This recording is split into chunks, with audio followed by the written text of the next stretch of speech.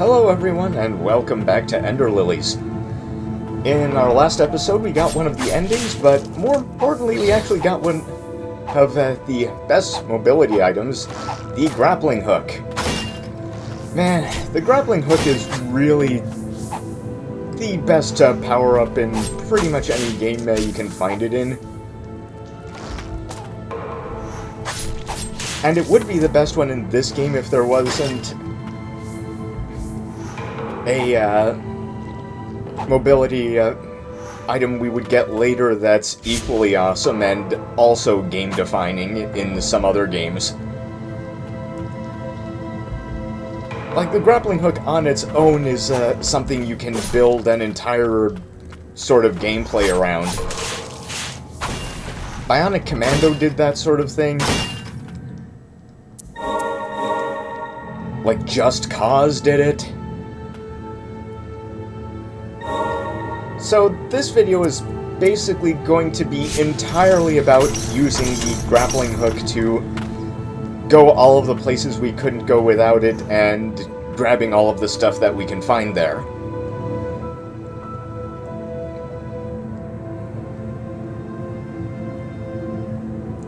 And this was just me checking on a couple things. So let's head upwards and forwards.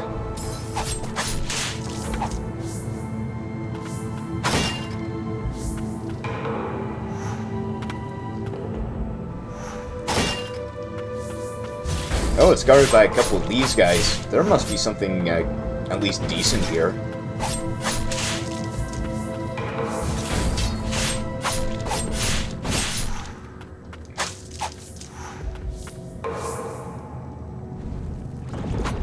Oh, and it's guarded by one of these things.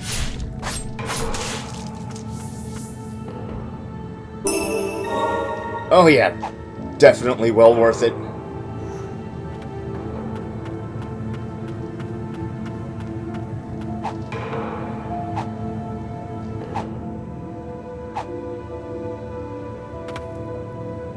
Oh, it's one of those doors. I think we can leave that one alone for a while.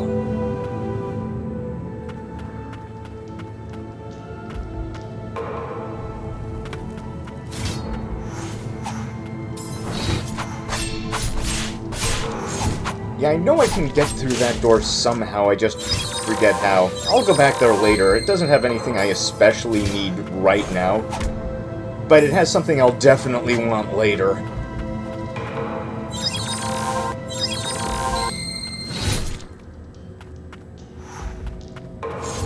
And can't go this way.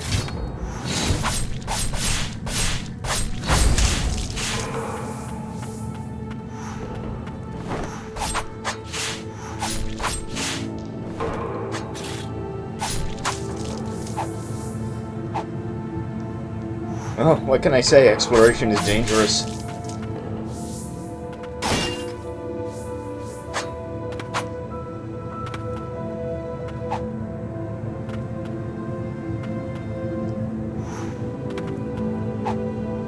Just making sure there isn't, like, some switch I missed somewhere or something.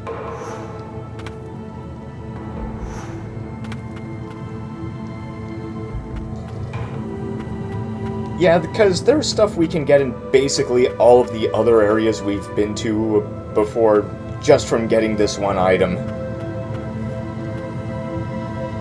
But then that's the case for basically every mobility item. It opens up a lot of stuff in all of the areas you've been before.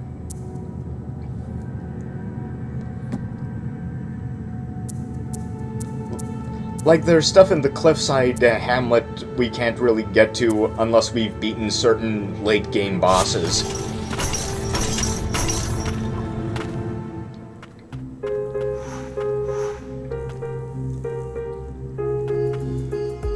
No, that's not where I want to go quite yet.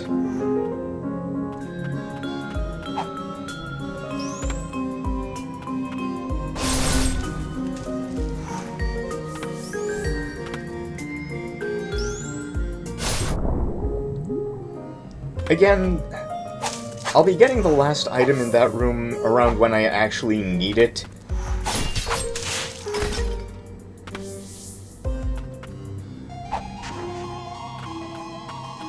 By the way, as for the way endings work in this game, I've mentioned this before, but you always have all 3 endings available to you. Like, even if you've fulfilled all of the conditions to get the best ending, you can always go back and get the other 2 whenever you want.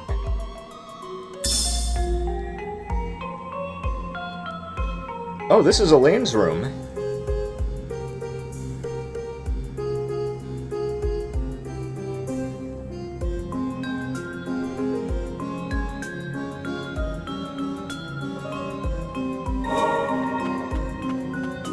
Ah, she was good friends with the previous White Priestess.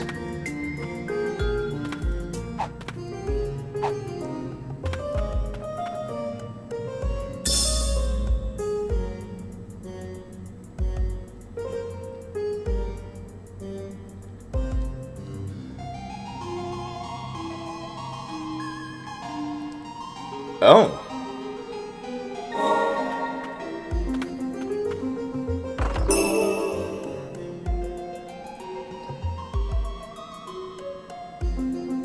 Okay. Movement booster, always useful. Oh, and one of the big hit point increasers. You usually have to go through some steps to get those.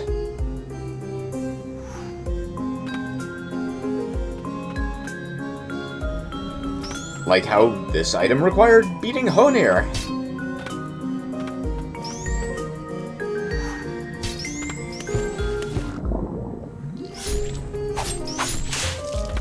Yeah, we'll eventually get something that'll help us deal with poisoned water, but that's not going to be for a long time.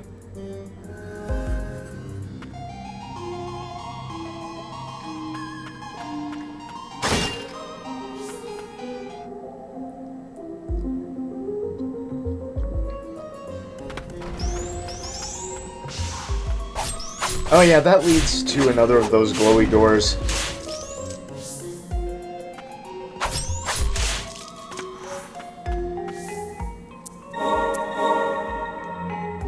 Nothing we can do to breach those yet.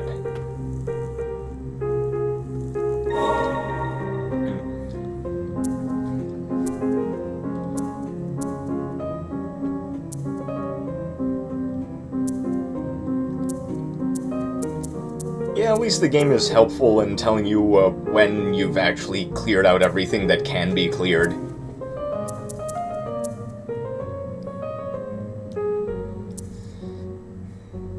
Yeah, my problem with this fast travel selections screen is that it doesn't really categorize the fast travel points based on that area. You just have to scroll through everything and find what you're looking for. If they were divided by, like, area, like these are the Twin Spires checkpoints and so on, it would be much more clean, but I mean, even Dark Souls 2 and 3 do that sort of thing.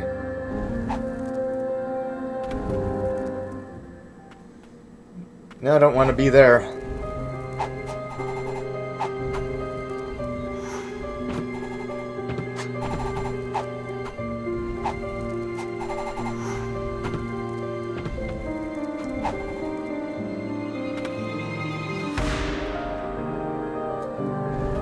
No, wait.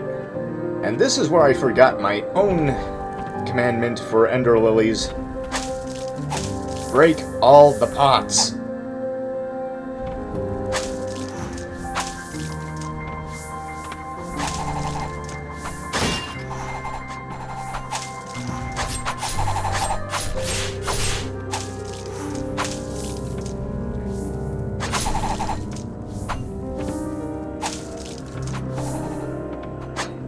Well, at least I'm not using...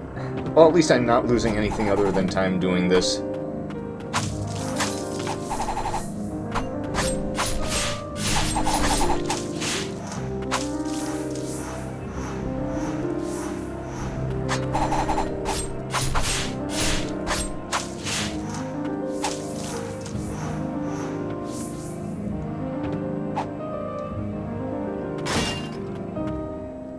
And there we go, another amulet fragment that I could have just gotten real easy, but decided to be an idiot about it.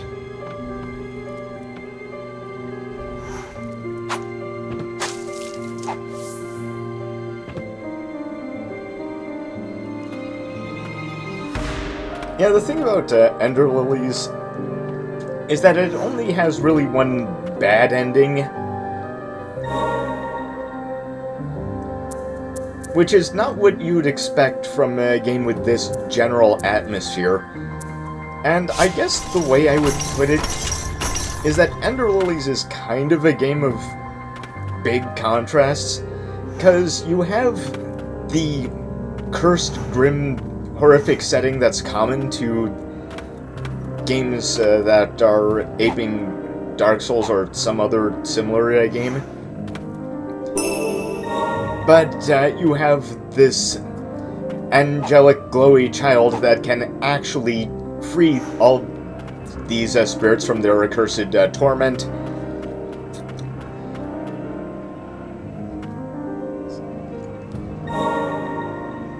So, it isn't like this is some intractable thing that you're forced to suffer through, or, I guess, if we're talking about a Dark Soul, stumble through for an entire game for like 20 or 30 hours.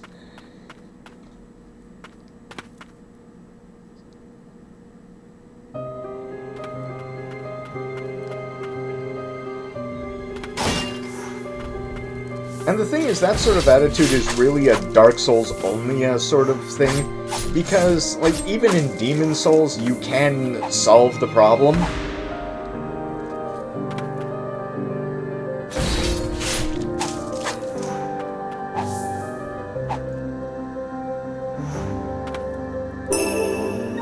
I mean, it's not a perfect solution, but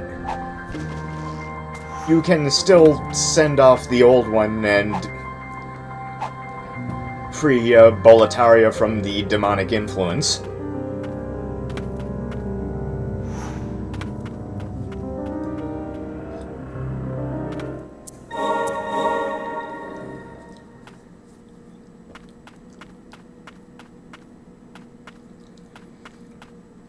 I guess I just have my own kind of indifference to the kind of Dark Soul, everything screwed formula, because by the end of the time the game is over, you're like, well, that's a thing that happened.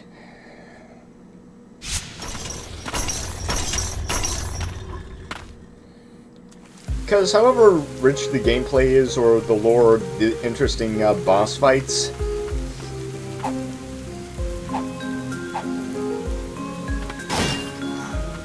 it's really up to the player to find a reason to continue playing at that point.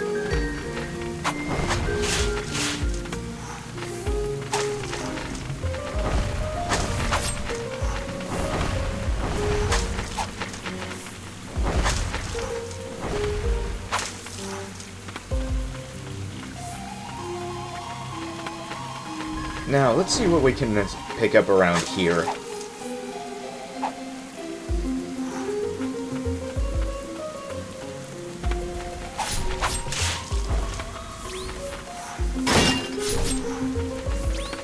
Yeah, the difficulty wasn't really the reason I gave up Dark Souls 3, because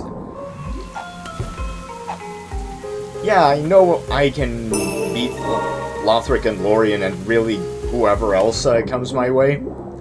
It just takes some patience and perseverance.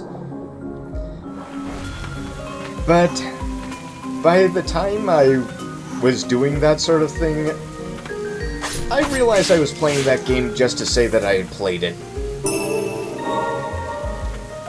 I may have said something like this before, but I feel it's something that should be repeated.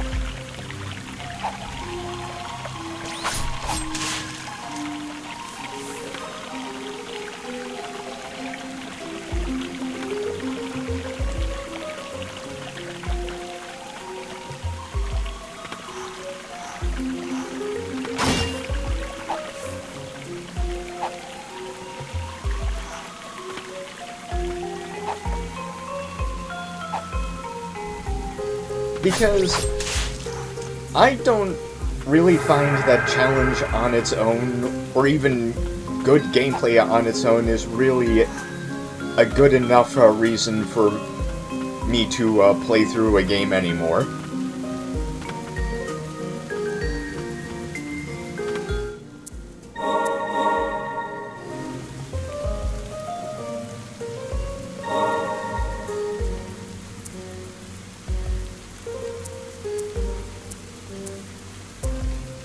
Like, for me, challenge is a completely neutral value.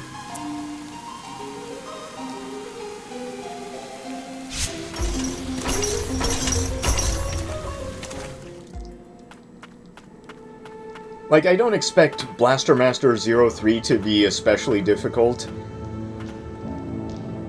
At least not if Blaster Master 1 and 2 are any indication. But I know I'm still going to play the hell out of it because, first off, it's still Blaster Master. And secondly, Inta Creates has just gone and done its own thing and made its own just big, colorful, goofy, sci-fi, tank-based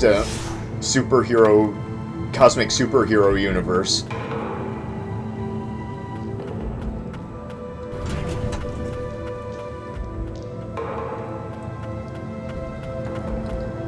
Where the basic unit of heroism is the tank crew consisting of the pilot, the support android, and, of course, the pet, which may or may not be the tank's faster-than-light drive.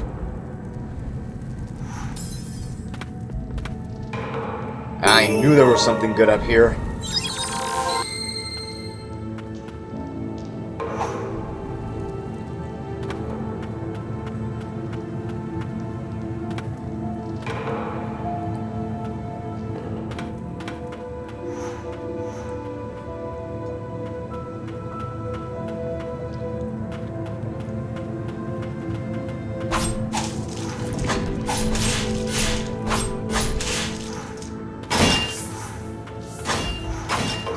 See anything in these pots? No.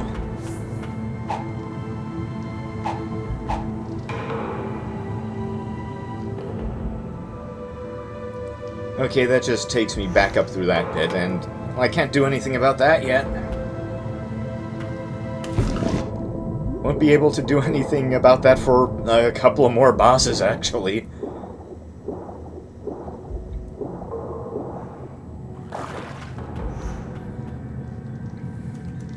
Yeah, by tying every mobility option to bosses, it just makes the player want to fight bosses as much as possible.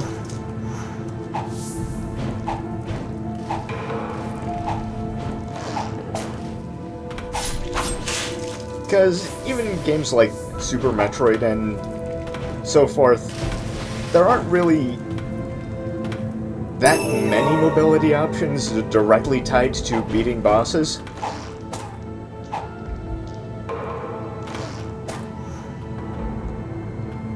Because in Super Metroid, there are like 3 mobility items that are tied directly to defeating bosses. The Varia suit, the Gravity suit, and the space jump. Oh wait, I forgot. There were more bosses in the Super Metroid than I remember. Yeah, the bombs and the screw attack are also tied to bosses.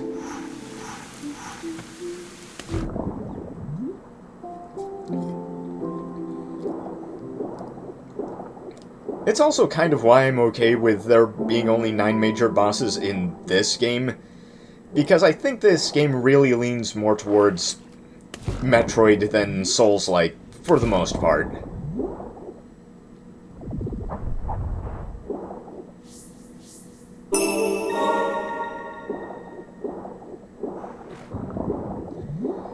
Because in Souls games, you know, you'll find keys and stuff, but you won't really acquire any completely new movement modes, or you won't acquire many of them.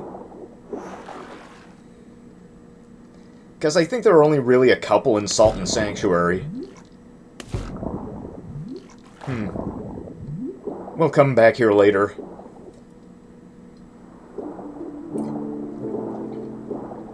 We need something from the next boss to get up there.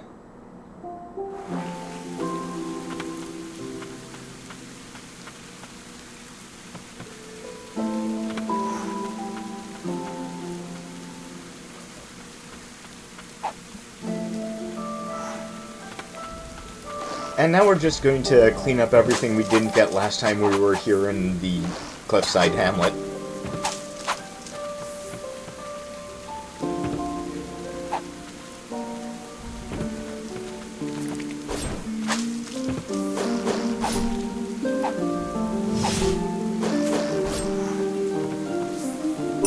I think Super Metroid is a game that still holds up, at least in some ways, because it's still a terribly atmospheric 16-bit game.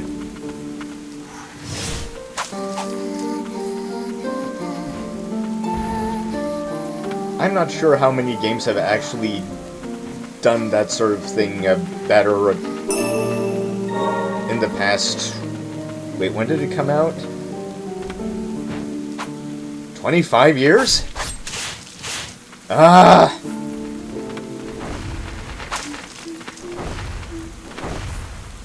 Well, that's okay. Because that just shows the game's longevity.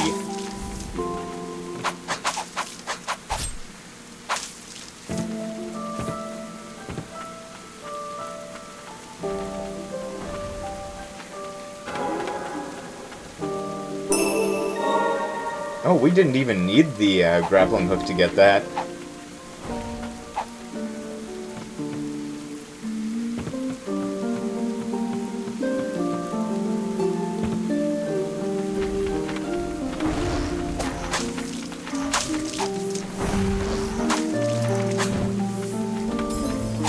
To be honest, I'd say that Super Metroid may have actually aged better than Symphony of the Night, because, yeah, Symphony of the Night was kind of mind-blowing when it came out, but it had some gameplay issues, and the fact that the inverted castle wasn't nearly as interesting or compelling as your first time through the regular castle.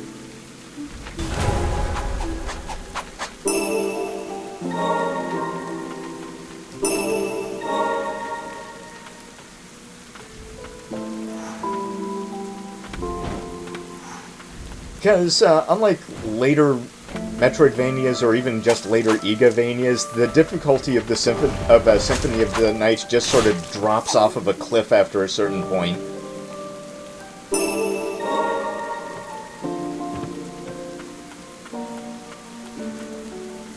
I think it might have even the second easiest death fight in a Castlevania game, the easiest, of course, being Castlevania 2.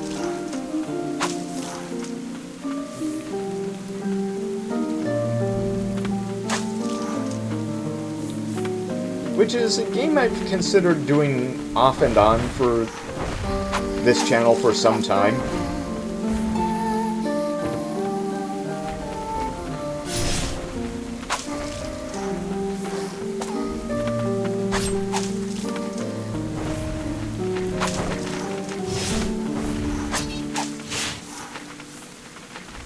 I know there are a bunch of fan remakes of Castlevania 2, but I've played some of them, and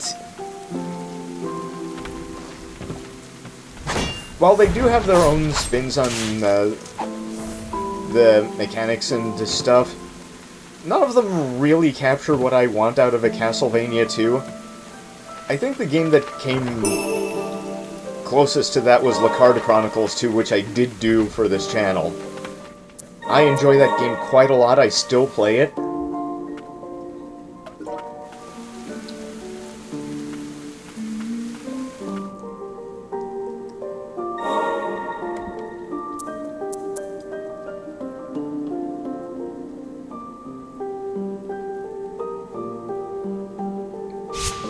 Yeah, I think this is the best way to get to where I want to be. I mean, I could always be wrong. There's always a possibility of being wrong.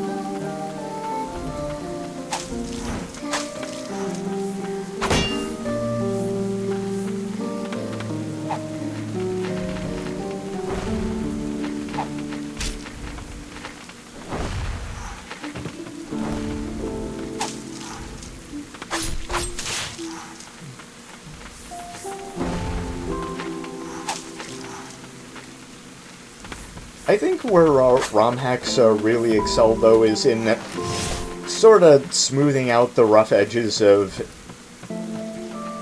older games that had plenty of them. Like, I had a pretty great time recently playing through, like, a rebalancing ROM hack of Zelda 2.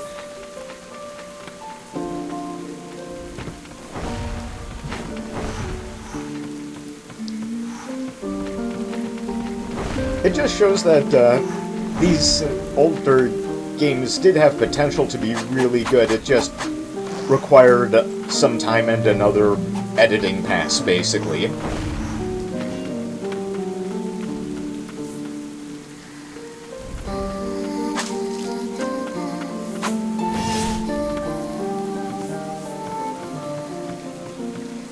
Like, Fauntleroy has made some really good gameplay hacks for the Phantasy Star games. I think the Phantasy Star 3 expanded hack that he made is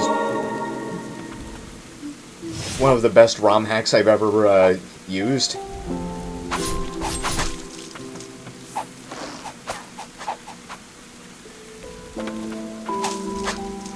And it's actually another thing I've considered doing for this channel, just because of how much he does for the game, and not just the gameplay, he also really expands the rather sparse script of the original.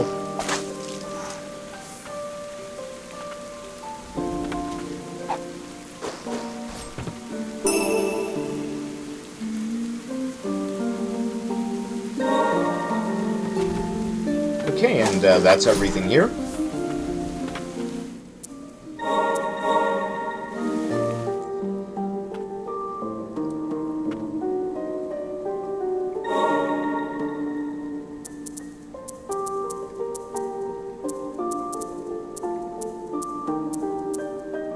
Now, where else was I going?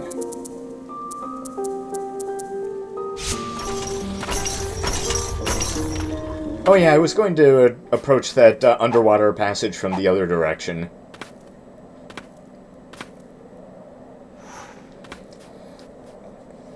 Yeah, my problem with a lot of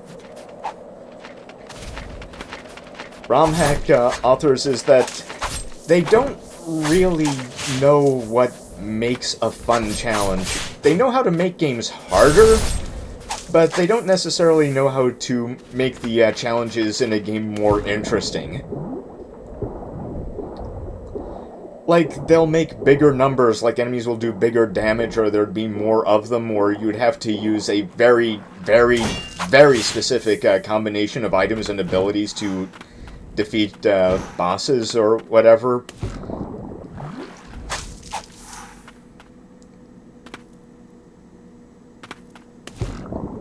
But at that point, it's not so much determining what these new challenges require for yourself, but it's more about reading the designer's mind.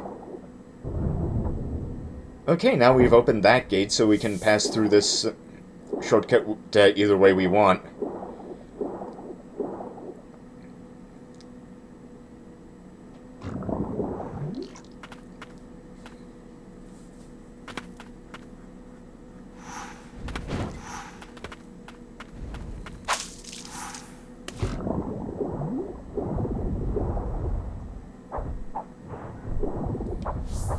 Yeah, I don't have to kill those, I just wanted to break all the pots and boxes down here.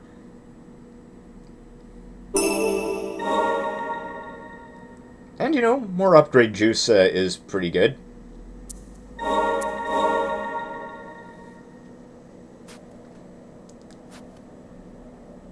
So, I am going to call it a day for now. And I'll be seeing you next time when we start exploring the Twin Spires. See you then. Goodbye.